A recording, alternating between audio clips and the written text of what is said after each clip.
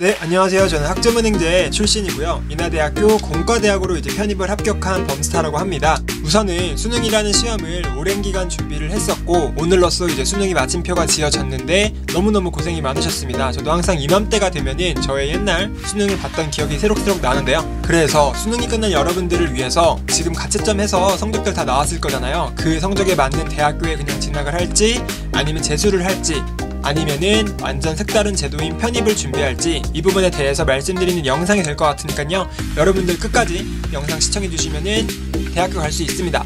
그럼 지금 바로 가시죠!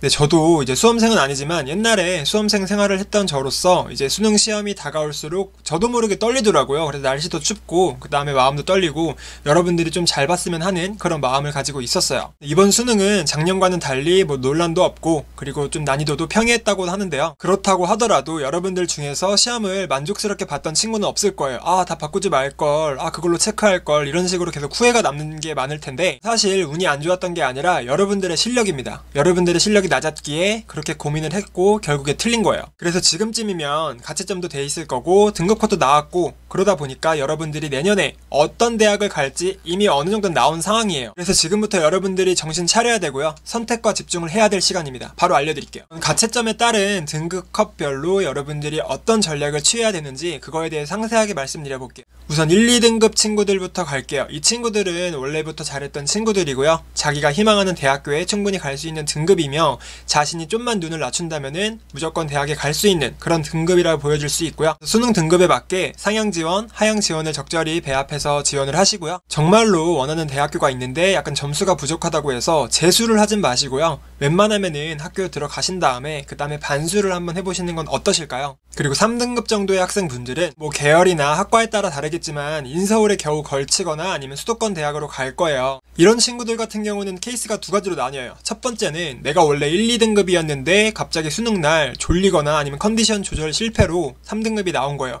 이럴 때는 재수를 하는 게 맞아요. 정말 맞습니다. 애초부터 3등급에 나왔던 친구들 같은 경우는 뭐 정말 맘먹고 재수를 하신다거나 아니면은 조금 눈을 돌려서 편입이라는 길도 고려해보시면 좋을 것 같아요. 4, 5등급의 학생인 경우, 이 경우가 제가 속해 있던 경우인데요. 전 애초에 수능 4, 5등급 나오는 학생이었고 근데 이런 생각은 또 가지고 있었어요. 아, 내가 수능 날에는 그래도 로또가 터져서 3등급, 2등급 나와서 인서울 대학교는 갈 것 같아, 이런 생각을 가지고 있었는데 수능은 정말 정확하게 나옵니다. 그럴 일이 없었어요. 저는 선택을 해야 됐어요.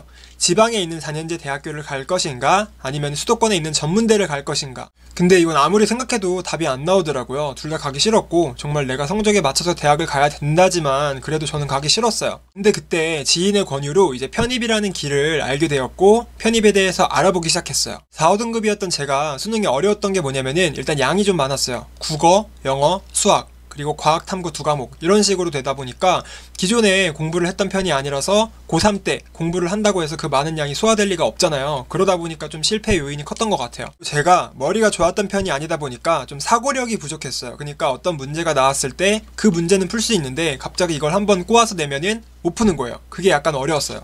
수능 수학 같은 것도 그러더라고요. 딱 문제를 봤을 땐 모르겠어요. 근데 해설지를 보거나 이제 문제 풀이를 보면은 아, 이거 되게 간단한 거였네, 이런 식의 약간 사고가 좀 어려웠던 것 같아요. 저는 이제 영상의 키포인트 나갑니다. 과연 여러분들이 재수를 한다고 해서 4, 5등급이었던 학생이 1, 2등급으로 도약할 확률이 얼마나 될까요?